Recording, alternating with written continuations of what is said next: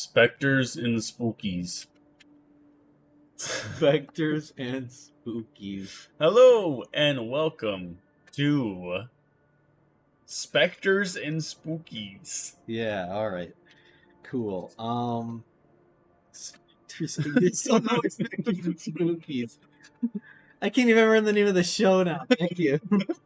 Spirits and Skeptics. That's it. Thank you. We'll get this name memorized. Hello and welcome to Spirits and Skeptics. I'm your host. You can call me whatever the fuck you want. I guess Jinn. And I'm Bork. Welcome back. We are on episode 2 of Ghost Hunters. Classic. Or 2004. Whatever you wish. I'm gonna start you off right away here. Okay. All of us. So, good God, Brian. Oh, yeah. Episode 2. Episode 2 should have just been called Brian. Brian's terrible setups. Absolute no bet. Horrible day. I feel really bad for Jason and Grant, especially Jason, because he definitely seems way more affected by it. Yeah. Where Brian keeps setting up cases in who knows how far away from them, 8-hour drive in Altoona. He set up 2 more cases in Altoona, and they both ended up being terrible. Mm-hmm. Just why? Yeah. They both ended up in the same place as the last episode, Altoona, Pennsylvania. And it is just the most dismal episode so far. This episode really sets up how a bad episode of Ghost Hunters can look like. Yeah. I love the show, but I know it has terrible episodes. Season 1, episode 2 is the first one that you will experience of wasting my time. It's funny. The first thing that I was going to say for this is I actually really like that they did the flash forward edit of the highlights of the episode. But I think the highlights of the episode, that was the best part of the episode. Without even the highlights, man. Yeah. It's just making fun of Brian. Oh yeah, the whole time. The whole time was just making fun of Brian. What was that Spec Ops that he was wearing? Yeah, he was wearing he was literally he was Ghost. Literally. From Modern Warfare. Dude, he takes it too seriously, and he doesn't provide. He takes it super seriously, but doesn't do anything right, I guess. He finds nothing. Yeah, he doesn't add anything. I feel so bad. And Steve having to walk around with him, trudging around. So, I guess before we get into the episode, another thing that I want to talk about. This is something I was going to bring up last episode. I completely forgot. I love the name Taps. Yeah? Because they're plumbers. Okay, what's the link taps. you're seeing here? They're sink taps. Yeah, like sink taps. Yeah, I never thought of that one. That's good. Love it. I thought of that at the beginning of the first episode, and I was like, oh my gosh, this is hilarious. I love this. I never put the 2 and 2 together. I don't even, I wonder if Jason even caught himself in that one when he was coming up with the name Taps. I feel like it was too perfect. It was too too on the nose. Either he did it on purpose or it somehow happened by accident, and he was just like, fuck. It just works. For those who don't know, by the way, TAPS is the Transatlantic Paranormal Society. That's the full name of the group. TAPS is an acronym, and Jinn's, what's the word I'm looking for here? You're catching on of that. Yeah, my smarticle particle. Yeah, for real, dude. So, we kind of get into the episode, and they again kind of just throw us in after the whatever. But I wanted to say that whole theater thing was giving me flashbacks because I completely forgot about this. I grew up with my dad working in one of the main theaters in the cities here. Mm-hmm. Not really working, but he would go there often, and I would go in there, and all the back rooms and looking out from the stage and everything just gave me flashbacks. Because I used to walk around all those back rooms and through the little areas and the secret doors and everything. Yeah. In that theater. And that was a lot of fun. So that took you right back to those. It took me right back. Took me right back. And I used to play games where I would believe that there were people around me and doing stuff with me. So I'm Okay. like, oh man, my little fake ghost story. My little fake I ghost used to like make up like scenarios of like me running around like fighting ghosts, not really like fighting like imaginary friends and stuff like. Blah, blah, Sure, blah, you're blah, having your own theater blah. party. Yeah, I had my own theater. That's pretty awesome, actually. Super cool. Super cool. One other thing I didn't say last time I really wanted to bring up here. Mm-hmm. I'm having so much nostalgia with the analog stuff. All their analog equipment and everything. Yeah, I really like it. They didn't really use it as much in this one because they were just ragging on On Brian. on Brian the whole episode. But like, I really like the analog stuff, and that's probably why I love analog horror right now in like the YouTube space. Mm-hmm. I really like that, like the ARGs and stuff with the like analog, like the VHS tape era stuff. Yeah. I love that stuff. Yeah, a lot. 100%. The old equipment is, I like it. Yeah. But it does make their evidence a lot harder. And there's going to be coming up soon. Mm-hmm. A couple of episodes that I think will add a lot to the in terms of evidence, that is. Mm-hmm. But it's so unclear as to what's happening because it's so grainy. Yeah. That it sucks that that's all they had at the time to work with. Yeah. But I do like the feel that the analog equipment does give to the group and the video itself. And for those who don't even know, by the way, the first season I do believe is recorded on tape. It is not a digital show. In fact, if you watch it on Pluto, you can see the graininess during the segment shifts. Yeah, we're watching it on Pluto, and Pluto's got to fucking update their website, dog. There's no way that this thing is that. I guess like Pluto just has this problem of not updating their time as it's going on. It just feels like it doesn't know what it's doing once the ads start playing. Yeah, the ads are counting as part of the show's runtime. Yeah, which causes a lot of goo. This is why you gotta, if you can get into any of the like physical media, you gotta just get into it. If you like anything now, buy the fucking DVD of it. Yep. Because at one point, it's going to be fucking impossible to get to. Disney and other places are deleting old shows that like don't exist anymore. Mm-hmm. You gotta save some of that. Ghost Hunters especially, Pluto's the only place, I believe, on the web right now that you can watch it from. There's nowhere else that you can... And the on-demand on Pluto now used to have season 1 through 11. It now only has season 1 through 2.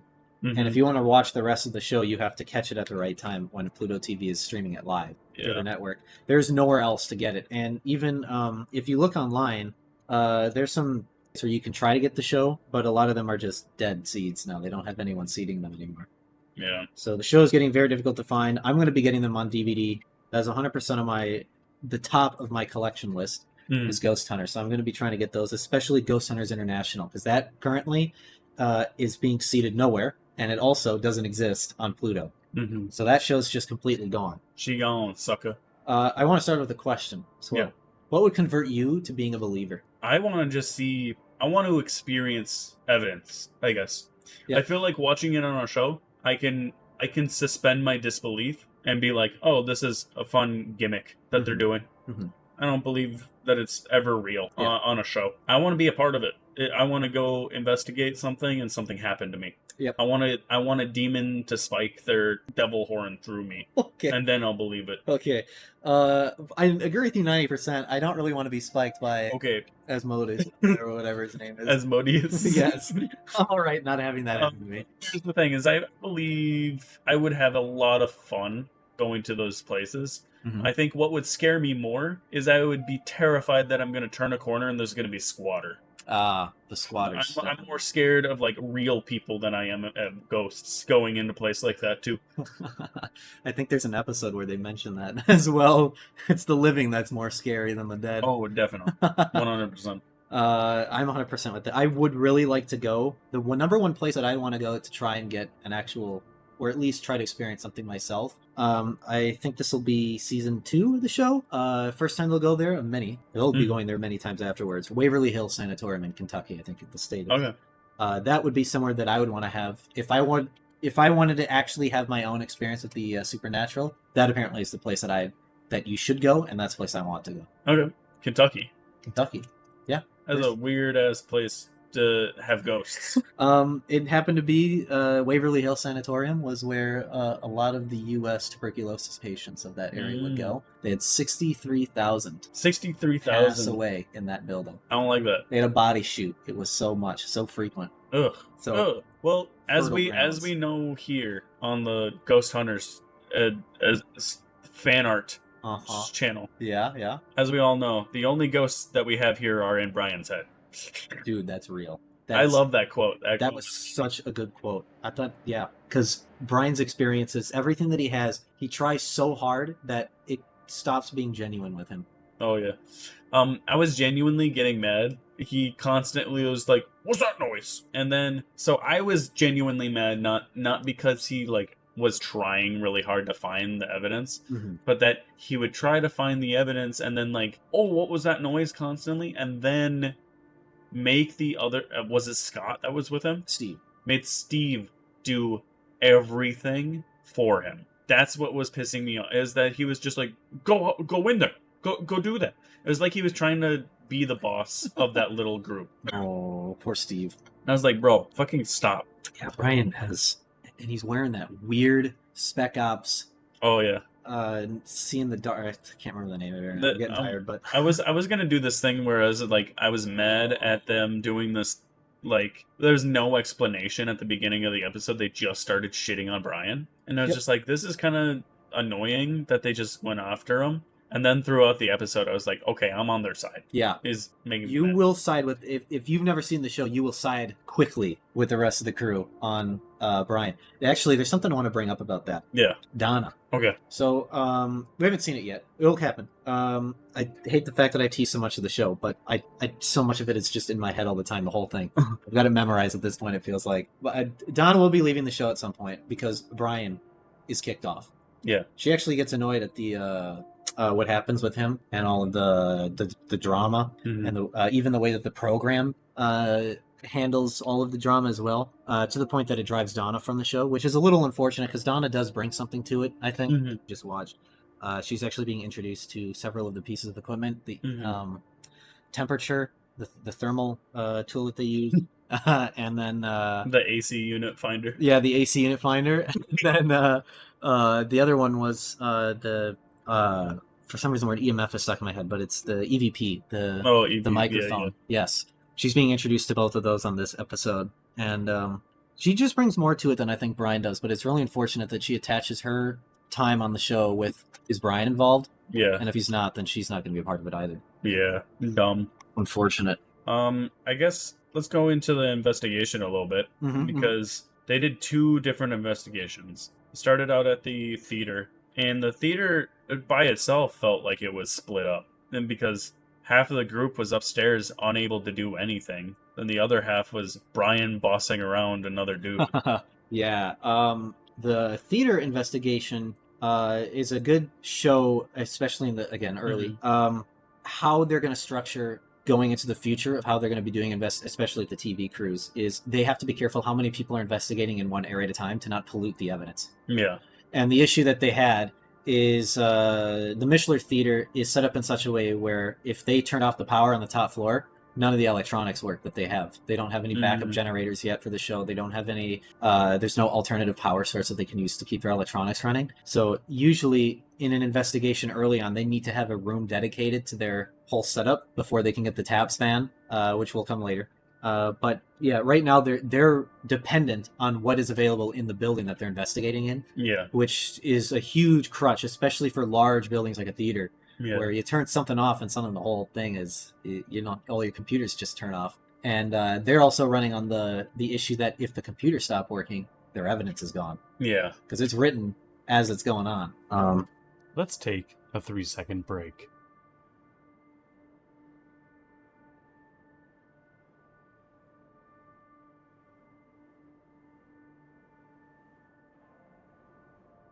And we are back.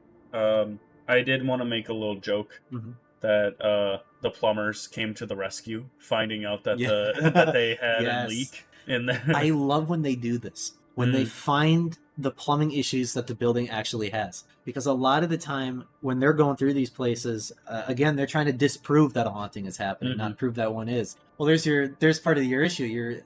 And you remember the other part too, besides them finding the plumbing issue, is charred remains from the fire 100 plus years ago is still falling from the roof. Yeah, that was insane. That happened while they were there.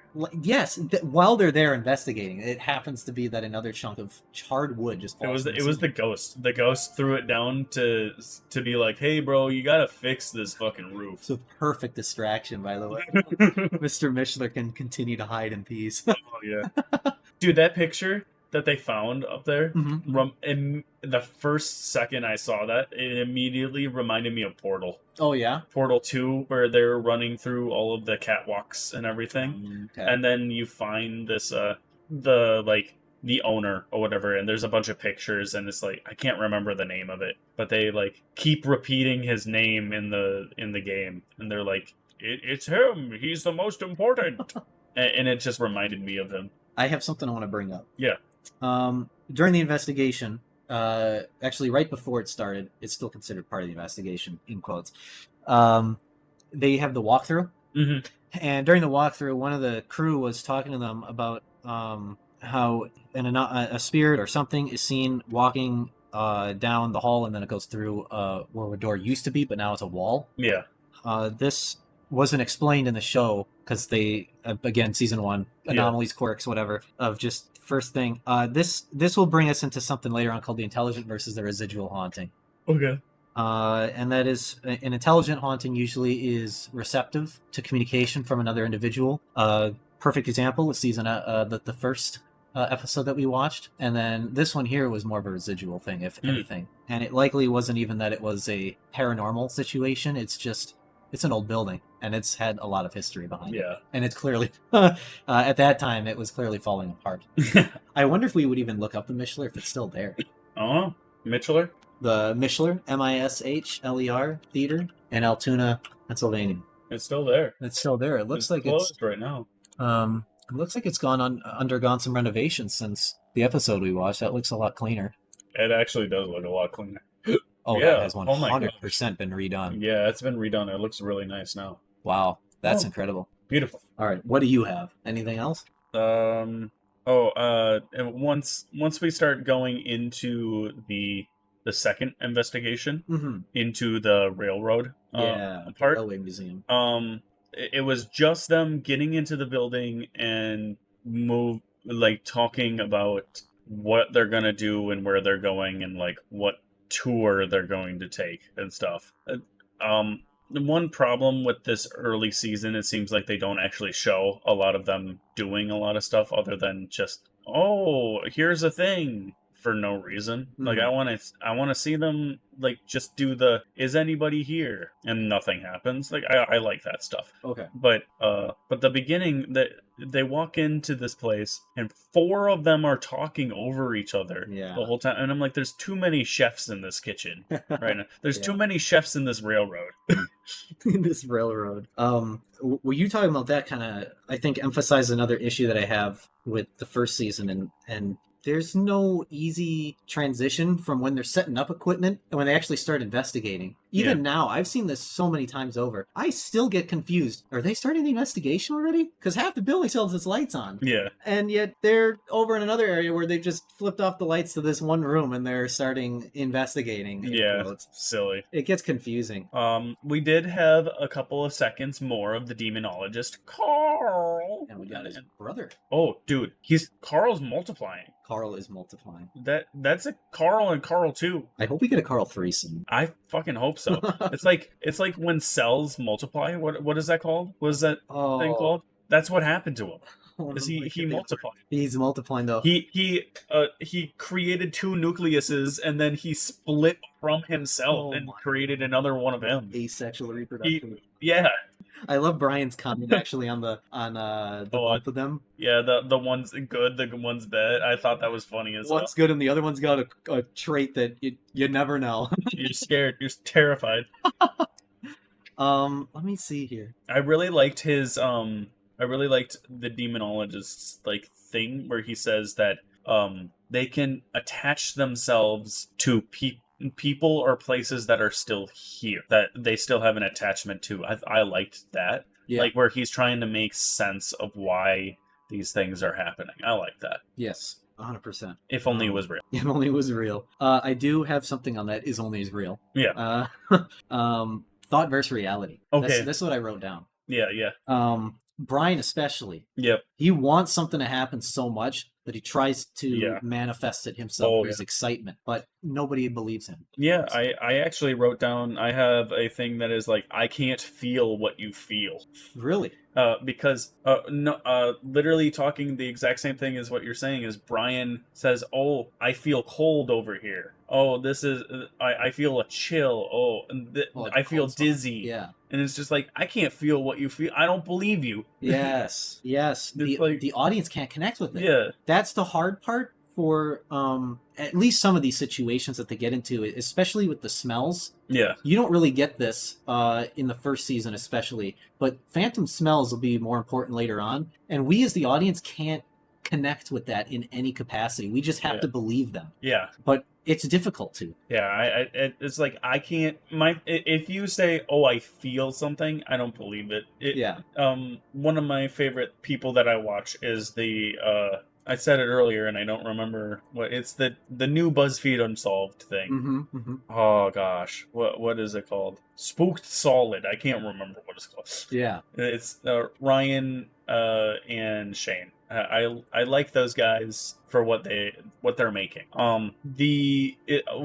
Ryan has phantom things sometimes. Okay. Where he'll be like, I definitely just felt somebody tap my shoulder. Yeah. I'm like, yeah, okay, I believe you. I definitely do. Yep. I feel like I shouldn't bring this up yet, but I want to. Okay. This is something for when we actually reach that point. Mm-hmm. I just like if I felt that in that moment. Yeah. I feel like I would probably react the same way they do. Yes. But I have been in scary situations and whatever. I don't feel that. If anything, I've felt spiritual things where I'm just like, I don't want to go in this room. Okay. I don't like this room. I don't feel comfortable right now. And I'll turn around. Yeah. I'll turn around from the jeebies to heebies. Yeah. And that's fine. But I don't believe it's ghosts. There could be, maybe that's why I feel that way. I just don't. Yeah. I haven't seen floating glassware yet. I don't floating glassware. Yeah, I know what you mean. I did want to bring up one more thing too with playing on the phantom smells. Mm-hmm. In one episode later, there's reports of cat urine in a basement, the smell of cat urine. And again, it's when they first encounter that, you can't really track along with what's happening in the room. And then other things start to happen though in the room with them, where Jason then is like, he suddenly looks down at his legs and he's like, it felt like a cat just rubbed against my leg, sends you up. Yeah. And then the production camera actually picks this up along with their sound recorder. You can hear a cat purring. After literally seconds after he looks down and says that, you suddenly just hear the sound of a cat purring, and then he looks at his other leg,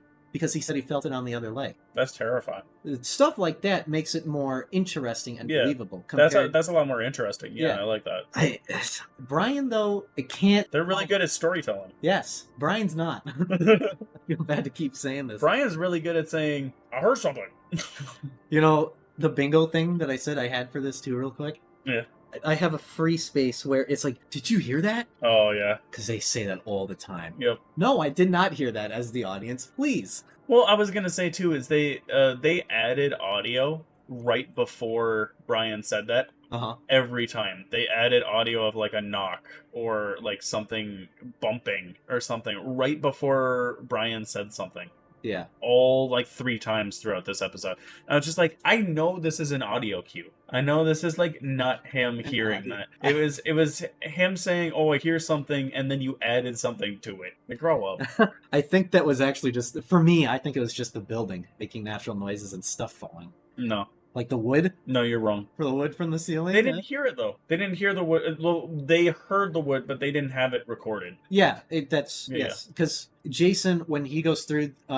Oh, you know what? He's underneath, so he might have actually just heard the fucking wood falling. Yeah, they're hearing the plunk of the wood from underneath. That's why the scenes are combined together. I'm a little stupid. A little bit of stupidity going on. That's how they combine the scenes, because early in the show they still struggle to really produce that and make it look understandable. Man, my one fan is gonna make fun of me for not catching One that. fan. Oh my good lord.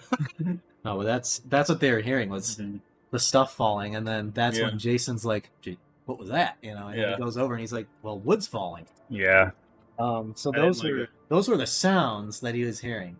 Oh, you want to hear? Oh wait, just 1 second. Yeah. Do you want to talk about something they didn't hear? What's that? A chair flipping. Dude, that how do we even approach that at all? No, no, I agree. I What are we supposed to do with this information? I really appreciated when Jason says nobody can trust Brian when he's alone. Yep. 100%. You can't trust the guy. No. Wood falling from a ceiling is immediately, that's got to be a ghost. Oh, it's definitely. It was over in that room, by the way. So let's go back down the stairs we just walked up from another sound that we heard, so we can go back to the other area where we heard another new sound. Yep. Dude, this cat and mouse game gets really annoying with Brian when he's trying to run around and find all these noise sources. The thing is about, like, as you said, oh, you can't trust Brian when he is alone. Uh-huh. I thought that shit was so funny when they were like, they made it so serious and so intense when he saw a chair flip, and then 1 millisecond later they're playing the funny song and they're talking shit about him. Uh-huh. They're just like the goofy music as they're going like, man, this guy's fucking stupid. Why he by himself? That's what they're talking about. The ghost in his head. He's finding anything to latch onto. Ghost is stupider. Absolutely anything. It was so cringe to hear talk.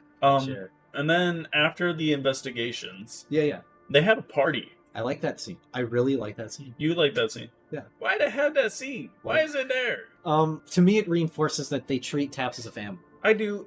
Okay. So I like the scene itself. I do not understand why it's a part of the show. Yes, I know what you're getting at. I would love for it to be like a after credits. Yeah. Like this was happening in between, and it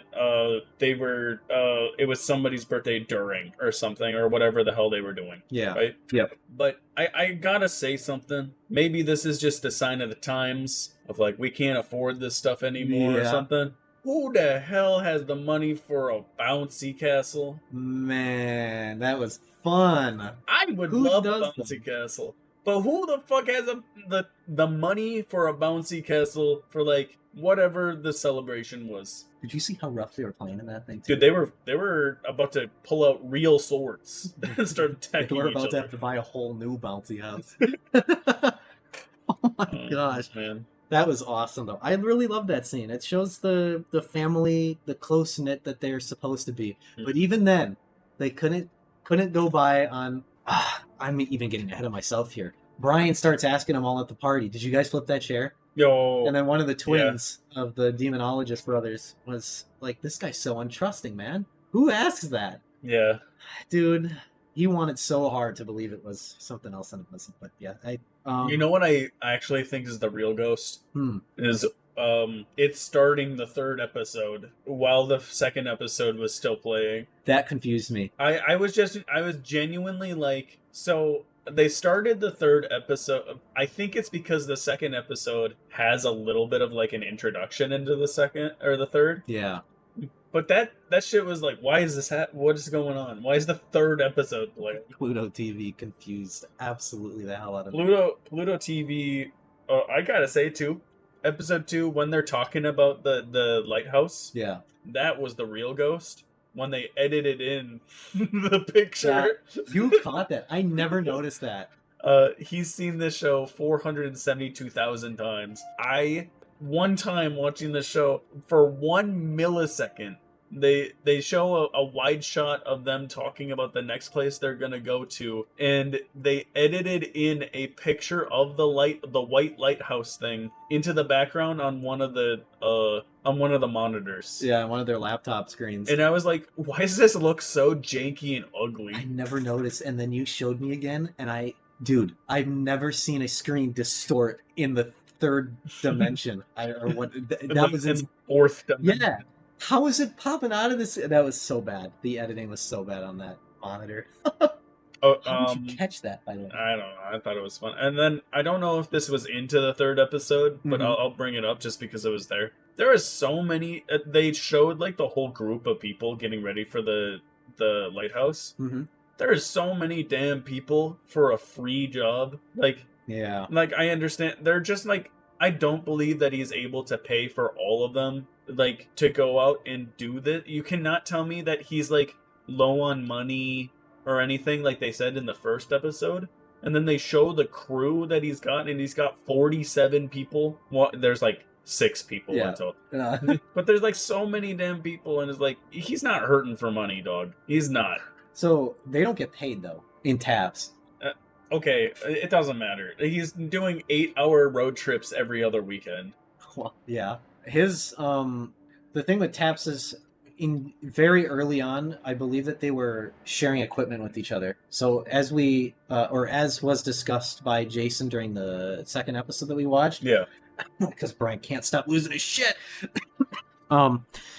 Jason has some of his tripods missing, but then he mentions that Steve has his own tripod and camera that he brings on investigations with him. Oh yeah, and things like that. So it makes me wonder is. Because I know early on in the show, I think they only have a couple of tabs vans, which means someone else has to bring their own car if they have a lot of people. And they don't do this early in the show either. But soon enough, they'll have the actual like tabs mobile headquarters, and they'll have radios and everything in them to communicate with the other tabs trucks. Yeah, it's pretty cool. I love the setup. I can't wait for you to see that because Steve and Jason both get really excited about how much they modified a van for that. Do we So from the first episode to now, I thought about this. Okay. Do we want to rate these investigations? Yeah, I'd actually love to rate the episodes. I feel like the first episode, we can start out with that one. I feel like that investigation was more interesting, and there was way less investigation in it. It was literally 3 seconds. And so I don't know. I'd give that maybe a 3. A 3? I'm going to try to give a numerical rating, and I'm going to also say skip or not skip. Skipper. Oh, okay. Yeah. Because there are episodes in the show that you can easily skip, and you won't really be missing much of anything. Mm-hmm. Episode 1, I think, is a you shouldn't skip that one. I think it sets the tone for the early show pretty well. Yeah. And importantly, I think it actually hits a 7 for me. I like the evidence that they had at the end. It made it interesting. They had good evidence, and they had good. I feel like the episode was very good. I just mean the investigation was what I was going for. And the investigation was them waving around microphones. Yeah. I think if I were to describe it, it's season 1, episode 1 is less about the investigation and more about introducing you to how everything operates. And given how new it was at the time, I can understand, even for the guys, the team, the TV crew, all of that, they don't know how to format this initially. So, well, this so for the second investigation, let's just go with the theater first. Yeah. What do you think? The theater is easily a 2 or even a 1. Okay. I think the investigation, and it's not to the fault of Taps on this one. It's just, for some reason, this is an occurrence that we'll see for the first couple of seasons where they get to a location and just, because they don't have what they need, they can't turn off the power to some rooms, or they are hampered by some other thing that's under their control. And the other part is there's no structure to how they're going through the investigation, so it's confusing when they're actually investigating or not. And this Mishler theater one especially was just horrendous. I myself am going to give it a 4 out of 5. Really? I had more fun with it, mostly because it was closer to what I want it to be. Okay. Like the downstairs Brian and Steve. Yeah. Them going around, like that's the stuff that I like. Okay. I was getting mad at Brian. Mm-hmm. And I liked the stuff that upstairs there were other things happening, that they went over and they found other things that were wrong with the building. Okay. I felt like it wrapped a nice little bow around it. Okay. But things still made me mad, where I'm like, this isn't average. This is still making me a little annoyed. Okay. I just want to say, I think the way that you're approaching this is quite, for the review, I think it was really quite interesting. You gave it a 4 out of 5 with your explanation. Yeah. Only for the fact that, for me, when I'm looking at, because you've only seen a few episodes sparsely of the whole show. When I'm looking at this show in season 1, and that's why I mention the seasons all the time, is I look at each season a little bit differently than the one Yeah. last or what's coming next. Yeah. And for me, the early seasons are all about how are they helping someone that actually needs help. And the reason I don't like this investigation at all is because they're not really helping anything, or Yeah. there's nothing, there's no homely feel about it. It's just Brian's investigating like a doofus. We got an inability to be able to do anything on the top level because can't lower the curtains, can't turn the lights off, can't do any of that, and then stuff is just falling from the ceiling, which is confusing Brian down in the basement, who has no idea and is hoping ghosts in his head will suddenly manifest in person. It's just, for me, it tanks so low on that episode. Both investigations on episode. So then the railroad. Yeah, the railroad. So the railroad is a 1 for me. That's a 1 for me. This whole episode is a total skip for me. Yeah, I knew you were gonna say that. Yep. I think I'll agree with you that I think the first episode is a watch. I feel like you should, and then this one you could skip. Yep. But, Season 1, episode 1, watch. This one, easy skip. Yeah, but the railroad, though, it was just like it started out with them bickering. They were immediately too many chefs in one railroad. Yeah. I was like, I was over it immediately. And then I'm sorry, what's her name again? Donna walking around and using the AC finder.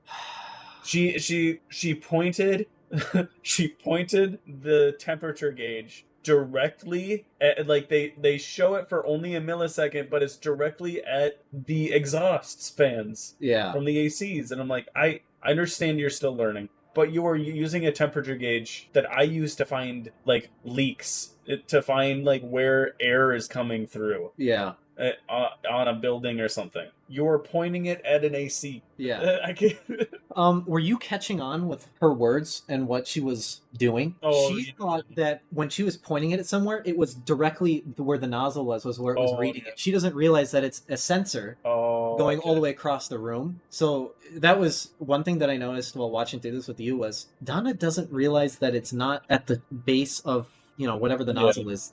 There's a laser and it's reading back that data from across the room wherever she's pointing it. And this is something they'll do better in later seasons too, where when they're teaching someone about the temperature gun, I call it the thermal gun or the temp gun. Because there's a trigger. I just love calling it a gun. But when they're teaching someone this thing, it's and that goes for any piece of equipment. They don't really take what they capture at all as evidence, because they just don't know what they're doing. And the second thing is when they're teaching them, usually it's the other person that sets it all up for them, and then they'll give it to them and be like, so this is how you do it, here's how you hold it, go ahead and ask some questions. And they just, Donna's training, very poor. Very poor. And the other thing I want to talk about too in this second part of the railway thing is the feelings. The feeling. They had a feel. She definitely had feelings. Yes. She brought up like, somebody's here. Yeah. And I'm like, we're following somebody, as she points it to a fan vent up in the top of the building. I'm like, you're feeling some feelings I'm not feeling. Yeah, really. Too much of that this episode just really made it too skippable for me. It doesn't, there's not enough introduced. Like, great, some more cringe with Brian. Okay, that's it. That's what we got. It's episode 2, guys. Is there anything else you'd like to say about this episode? No, other than just reiterate, skip it. If you've never seen the show, maybe give it a watch if you really want to see what a bad episode looks like, because there'll be more of these. I promise you that. But if you want to save your sanity, an easy skip. I do want to say one more thing, actually. I do on my website want to get something set up where I have all of the Ghost Hunter, all the classic Ghost Hunter episodes set up. And I'm going to be making a list, compiling all of my, I would say all the top episodes, and especially if you're new to the show and you don't know where to start, other than, especially if you're someone that doesn't want to just start with episode 1, season 1 for whatever reason. These are the episodes you should absolutely start with to get a feel for how the show will evolve in time. Because there are some great, compared to this episode, how much we've been dogging on it. It deserves it, by the way. But there are some genuinely really good episodes in the show. And I think once we have a little bit more of a structure to the show, I think we'll have a little bit more like react content of like us reacting to the episode itself. At least us going like, what the fuck was that? Or something like that. I would love to be able to do this by season 2 with getting our opinions on things with the actual show being visible. I think that'll be fun. And I hope all 7 of you watching this video will enjoy it with us. Thank you, everyone. Bye.